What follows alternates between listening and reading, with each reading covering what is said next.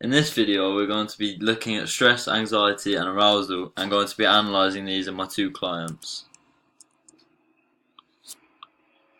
Firstly, arousal can be defined as arousal is a general physiological and psychological activation varying on a continuum from deep sleep to intense excitement, stated by Weinberg and Gold in 2007. You can see the continuum below, where low is deep sleep and high is intense excitement. Arousal is also described arousal as being a blend of physiological and psychological activity in a person, and it refers to the motivation, alertness, and excitement at a particular moment. The RAS, or reticular activating system, which is in the brain, projects the hypothalamus to mediate behavior. The three arousal states are controlled by the RAS in the mesopons. We now know that everyone has a different optimal arousal level, but this graph shows how having a moderate arousal level gives the optimal performance, but high or low arousal gives a poor performance. However, this rule only occurs if cognitive anxiety is low and somatic is high, according to Fahey and Hardy. Now, there are four different arousal theories, which are drive theory, inverted U theory, catastrophe theory, and arousal theory.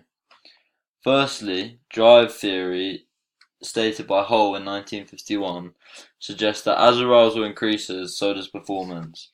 So there is a linear relationship between arousal and performance. For example, experienced long jumpers will get the crowd cheering to increase arousal so they can perform optimally. However, there are some criticisms to this theory, such as assuming low arousal means poor performance, and this is incorrect for inexperienced performers. Secondly, the inverted U theory by Yerkes and Dodson in 1908 suggests that as arousal increases, so does performance up to an optimal point, where performance decreases if arousal increases. Therefore, this shows a curvilinear relationship between performance and arousal. A second graph was also made to show that a complex task or skill requires a lower arousal to reach optimal performance than a simple task or skill. For example, an archery shot, which is a complex task, would require a lower arousal than a simple task like a football tackle. This theory is also criticized as sometimes the decline in performance can be rapid, not gradual, and it doesn't account for people having different optimal arousal levels. The next theory is catastrophe theory. This theory is based and adapted on the inverted U theory by Fahey and Hardy in 1988. This theory suggests that if cognitive anxiety is low but somatic is high, then the inverted U theory will be correct. But if both cognitive and somatic anxiety are high, then a catastrophe will occur, meaning there is a rapid decrease in performance. However, after this catastrophe, if a performer gets a chance to decrease arousal, like a timeout in basketball, then their performance can increase again. For example, a football player may get tackled badly, causing arousal to increase and a catastrophe to occur. This theory is also criticized as it is very difficult to test, so it's hard to tell how accurate it is. Finally, the arousal theory, which was made by Hannon in 1986, suggests that all athletes have different preferences for their optimal anxiety, and their optimal is over a bandwidth, so it can be over a small range of anxiety level.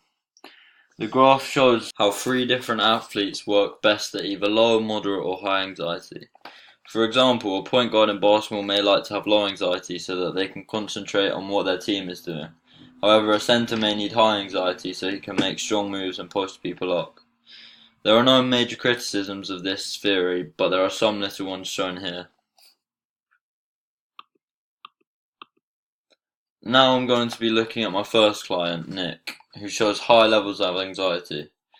Anxiety is a negative state of worry, apprehension, or tension that often occurs in the absence of real or obvious danger. Typically, the tension felt by anxious individuals is accompanied by a heightened state of physiological arousal. Nick shows an example of trait anxiety as he constantly worries about work. This is a personality disposition that is stable over time, and you can become over-aroused quickly by feeling threatened by unthreatening situations. He also shows examples of state anxiety, which is where there is a temporary feeling that can change from moment to moment, and this can be cognitive or somatic. A somatic example would be when Nick feels nauseous before games, whereas a cognitive example would be when he makes an error and his performance falls apart. He also gets competitive anxiety.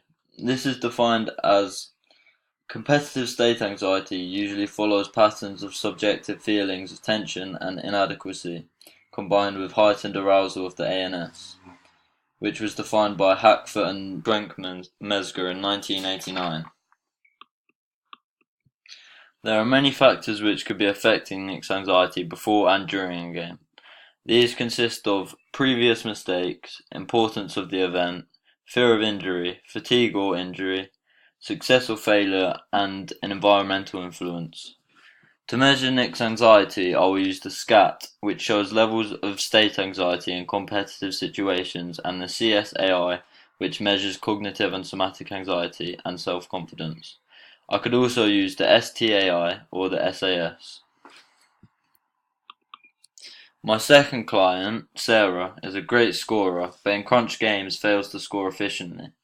I think that she is going under a lot of stress, which is defined as stress is generally discussed in relation to an imbalance between the demands of the situation encountered by an individual and the perceived ability to cope or adjust to these demands. She suffers from distress when the crunch games are on. This is an extreme form of anxiety, worry, nervousness, and apprehension. Sarah also has eustress in training and other local games. This is known as good stress and a positive response of a performer to stress. The stress process involves four stages, which are environmental demand, the individual's perception of the environmental demand, so the amount of threat perceived, stress response, which could be arousal, state anxiety, or muscle tension, and finally, behavioral consequences, which could be your performance and outcome.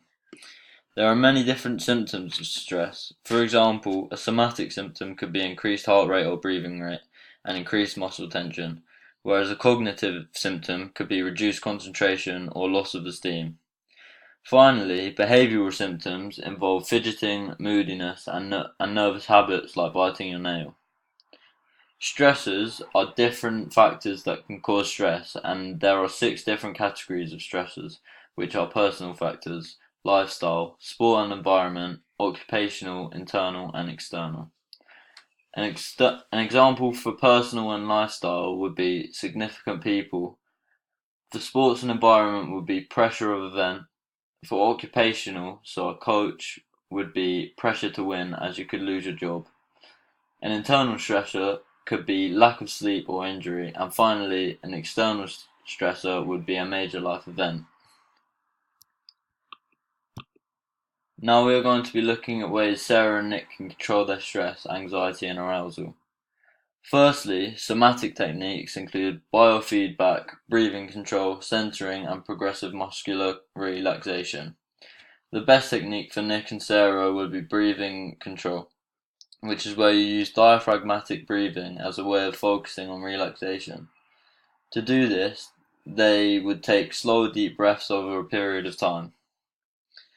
Cognitive techniques include imagery, visualization, attentional control, and cue utilization, thought stopping, and self-talk. Personally, I think that Nick and Sarah should use imagery, which is where you create mental pictures of a successful performance.